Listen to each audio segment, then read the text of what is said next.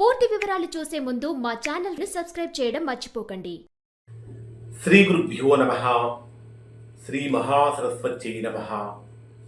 ఓం నమః శివాయ. Narayana Sastry astrology channel వీక్షిస్తున్నటువంటి ప్రేక్షక మహాశయులకు స్వాగతం, సుస్వాగతం. ఈరోజు మనము 2026 సంవత్సరం ఏప్రిల్ నెల 21వ తేదీ నుంచి 30వ తేదీ వరకు మేషరాశి వారి యొక్క గ్రహస్థితులు మరియు రాశి ఫలితాలు ఏ విధంగా ఉన్నాయి, రోజువారీ ఫలితాలు ఎలా ఉండబోతున్నాయి, ఇటువంటి పరిహారాలు చేసుకోవాలి మొదలైన విషయాలు తెలుసుకుందాం.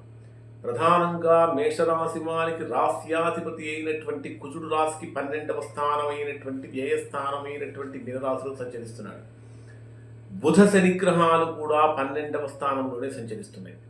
అంటే ఈ 12వ స్థానంలో సంచరించేటటువంటి గ్రహాల యొక్క ప్రభావం మేషరాశి వారికి ఏమైనా అదృష్టాన్ని తీసుకొస్తుందా, గండాలకు సంబంధించినటువంటి కాలమా, అంటే అసలు ఆకాశంలో సంభవిస్తున్నటువంటి ఈ పెను మార్పులు ఈ జీవితంలో ఎలాంటి మార్పులు తీసుకొస్తాయి, ఎటువంటి జాగ్రత్తలు పాటించాలి అనేటటువంటి మనం తెలుసుకుందాం.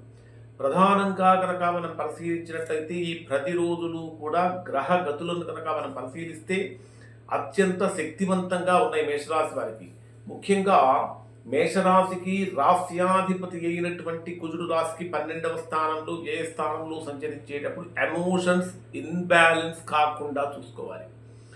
అంటే ఆవేశం అనేటటువంటిది కట్టలు తెంచుకోకుండా జాగ్రత్తగా ప్రతి విషయంలో కూడా ఆచితూచి జాగ్రత్తగా మాట్లాడేటటువంటి విధానాన్ని అలవర్చుకోవాలి. కొన్ని సందర్భాలలో కొన్ని నిర్ణయాలు మీ మనసుకు బాధ కలిగించేవి, కష్టాన్ని కలిగించేవి, ప్రశాంతతను కోల్పోయేటటువంటి విధంగా చేసేవి కూడా ఉంటాయి. కాబట్టి అటువంటి విషయాలలో కొంచెం సంయమనం పాటించాలి. కానీ పంచమ స్థానాధిపతి అయిన రవి మీ జన్మరాశిలోనే ఉచ్చస్థానంలో సంచరిస్తున్నటువంటి కారణం చేత మేషరాశి వారు ఒక స్ట్రాంగెస్ట్ పర్సన్గా మారేటటువంటి అవకాశం కనిపిస్తున్నది. దీనివల్ల సమాజంలో గౌరవం పెరుగుతుంది. అయితే సమాజంలో పట్టుదల కూడా పెరుగుతుంది. ప్రధానంగా 12వ స్థానం అయినటువంటి వ్యయస్థానం అయినటువంటి మీనరాశిలో సంచరించేటటువంటి బుధ కుజ శని గ్రహాల కలయిక వలన కొంత మానసిక ఒత్తిడి పెరుగుతుంది. ఖర్చులు కూడా విపరీతంగా పెరిగిపోతూ ఉంటాయి. అయితే తప్పకుండా మీ మనస్సులో ఏదైతే ఉంటుందో దాన్ని ఎదుటివారికి ఏ విధంగా కన్విన్స్ చేయాలో ఆ విధంగా కన్విన్స్ చేసేటటువంటి శక్తి సామర్థ్యాలు ఇక్కడ మేషరాశి వారు కలిగి ఉంటారు. ఇంకా చెప్పాలంటే కొత్త కొత్త విషయాలు నేర్చుకోవటానికి ఇది చాలా అనుకూలమైన సమయం. ప్రధానంగా మీ జన్మరాశికి 2వ స్థానాన్ని ధనస్థానము, కుటుంబ స్థానము, వాక్స్థానము అంటాము. ఎప్పుడైతే 2వ స్థానమైనటువంటి ధనస్థానంలో, కుటుంబ స్థానంలో, వాక్స్థానంలో మీకు శుక్రుడు స్వక్షేత్రంలో సంచరించేటటువంటి ఈ సమయంలో ఇది మీకు చాలా ఆర్థికంగా డెవలప్మెంట్స్కి అవకాశం ఏర్పడుతుంది. అంటే భోగభాగ్యాలు, కుటుంబ సౌఖ్యాలు వచ్చేటటువంటి విధంగా చేస్తుంది. ఆర్థిక పరమైనటువంటి స్థిరత్వాన్ని కూడా కలిగిస్తుంది. ఇక పంచమ స్థానంలో కేతువు, పంచమ స్థానాధిపతి జన్మరాశిలో ఉన్నటువంటి కారణం చేత సంతానపరమైనటువంటి విషయాలలో సంతానం ఏమిటి ఇంత మొండిగా తయారవుతున్నారు, చెప్పిన మాట వినటం లేదు అనేటటువంటి భావన కూడా కలిగే అవకాశం ఉంటుంది. ఖచ్చితంగా వారి యొక్క భావాలకు కూడా విలువ ఇవ్వటం, గౌరవం ఇవ్వటం, వారి యొక్క భావాన్ని మనం అర్థం చేసుకోవటం వల్ల సమస్యలు దూరమయ్యే అవకాశం ఉంటుంది. లేకపోతే సంతానపరమైనటువంటి విషయాలలో సంబంధాలు బలహీనపడే అవకాశం ఉంది. ప్రస్తుతం జరుగుతున్నటువంటి గ్రహాల కలయికను కనుక మనం పరిశీలించినట్లయితే ప్రపంచవ్యాప్తంగా కానీ రాజకీయ పరంగా కానీ అనేక రకాలైనటువంటి పెను ఆర్థిక మార్పులు కూడా చోటు చేసుకోబోతూ ఉన్నాయి. అయితే వ్యక్తిగతంగా ఎవరైతే కొత్త కొత్త పనులు మొదలు పెట్టాలనుకుంటున్నారో వారికి రవి ఉచ్చస్థానంలో ఉండడం అనేది ఒక గొప్ప అదృష్టదాయకంగా మారుతుంది. మరి మేషరాశి వారి డే వైజ్ ప్రిడిక్షన్స్ అంటే రోజువారీ ఫలితాలను కనుక మనం పరిశీలించినట్లయితే ఈ 10 రోజులు కూడా ఎలా ఉంటుందంటే ఒక రోలర్ కోస్టర్ రైట్ లాగా మారుతుందంటే చంద్రుడు రాశి మారే కొద్దీ మేషరాశి వారి యొక్క మానసిక స్థితి మరియు పనులు ఏ విధంగా మార్పు చెందుతాయో అనేది తెలుసుకుందాం. ఏప్రిల్ 21వ తేదీ ఉదయం నుండి 23వ తేదీ మధ్యాహ్నం 3:12 వరకు ఉండేటటువంటి సమయంలో ఇది మేషరాశి వారిలో తెలియనటువంటి పట్టుదల పెరుగుతుంది. అంటే తృతీయ భావంలో సంచరించేటటువంటి చంద్రుడి యొక్క కారణం చేత ఇది విజయవంతమైన సమయంగా ఉంటుంది. పట్టుదల పెరుగుతుంది. చిన్నపాటి ప్రయాణాలు చక్కగా లాభిస్తూ ఉంటాయి.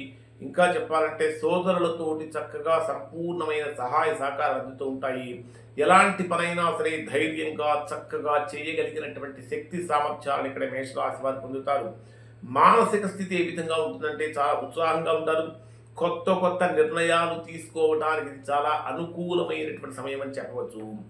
ఏప్రిల్ 23వ తేదీ మధ్యాహ్నం 3:12 నుంచి 25వ తేదీ రాత్రి 8:15 వరకు ఉండేటటువంటి సమయంలో స్వక్షేత్రమైనటువంటి కర్కాటక రాశిలో సంచరించేటటువంటి చంద్రుడి యొక్క అర్ధాష్టమ చంద్రదోషం యొక్క ప్రభావం అని కూడా అంటారు దీన్ని. దీని వలన కొంచెం పెద్దవాళ్ళ యొక్క ఆరోగ్య విషయంలో కానీ, ప్రధానంగా తల్లి యొక్క ఆరోగ్య విషయంలో కానీ కొంచెం జాగ్రత్త వహించాలి. వాహనాలలో ప్రయాణాలు చేసేటప్పుడు జాగ్రత్తలు పాటించాలి. ఇంట్లో కూడా ఎక్కడో ఏదో తెలియనటువంటి అశాంతిపూర్వకమైనటువంటి వాతావరణం కూడా ఏర్పడే అవకాశం ఉంది. ఇక్కడ ఒక చిన్న అడ్వైజ్ ఏమిటంటే, అనవసరమైనటువంటి వాదనలకు మేషరాశి వారు ఇక్కడ దిగకుండా చూసుకోవాలి. ఇంకా చెప్పాలంటే భూమి, గృహ, వాహన సంబంధమైనటువంటి పనులకు ఆటంకాలు కూడా ఎదురవుతాయి. అయినప్పటికీ సహనంతో ఉండాలి. మరి 25వ తేదీ రాత్రి 8:15 నుంచి 28వ తేదీ ఉదయం 5:04 వరకు ఉండేటటువంటి సమయంలో ఇది బ్రహ్మాండమైనటువంటి అనుకూలమైనటువంటి ఆ వాతావరణం ఇస్తున్నప్పటికీ కొన్ని విషయాల్లో ప్రతికూలత కలుగుతాయి. సంతానపరమైనటువంటి విషయాల్లో ఎక్కడో ఏదో చిన్న ఆందోళన కనిపిస్తూ ఉంటుంది. కానీ మేధోపరమైనటువంటి విషయాలు మంచి నిర్ణయాలు తీసుకుంటూ ఉంటారు. ఇప్పటిదాకా ఏదైతే మానసికమైనటువంటి భ్రమలలో ఉన్నారో భ్రమలన్నీ కూడా తొలగిపోతాయి. ప్రేమ వివాహం చేసుకోవాలనుకునేటటువంటి వారికి ఇది కొంత ఇబ్బందికరమైన సమయంగా మారుతూ ఉంటుంది. గతంలో జరిగిపోయినటువంటి పాత విషయాలు ఏవైతే ఉంటాయో వాటిని మరలా తవ్వి తీసి వాటి గురించి ఆర్గ్యూ చేయడం మానేయండి.